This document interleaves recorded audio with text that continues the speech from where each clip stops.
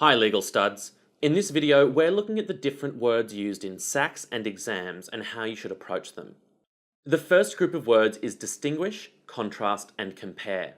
Both distinguish and contrast mean that you have to find the differences between two concepts. Compare means mention the similarities and differences.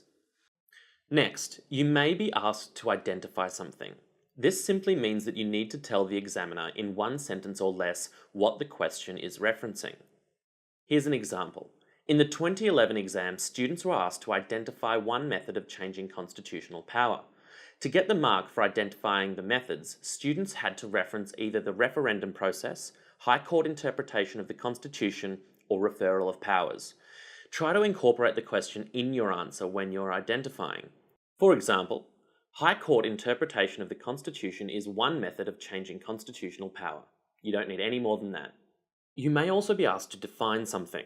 This means you need to write one sentence that states the meaning of a concept.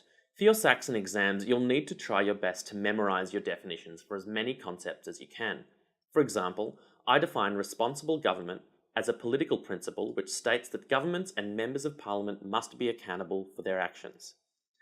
Lastly, we'll look at the following group of words: describe, explain, outline, and provide.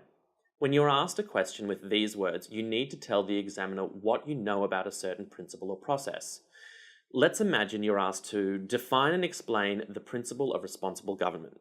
After giving your one-sentence definition, you need to go into more detail about this principle. I would explain responsible government by saying that government is accountable and answerable to Parliament, and therefore to the people. In Australia, governments and members of parliament are kept accountable through parliamentary debate and through the public accessibility of the legal system. Not only are parliamentary sittings open to the public, they are televised and streamed live, and the media is able to pass commentary on the government. Think of your definition as a snappy one-sentence statement, and your description, explanation, outline, or provision as an elaboration on your definition. Thanks for watching, everyone, and happy studying.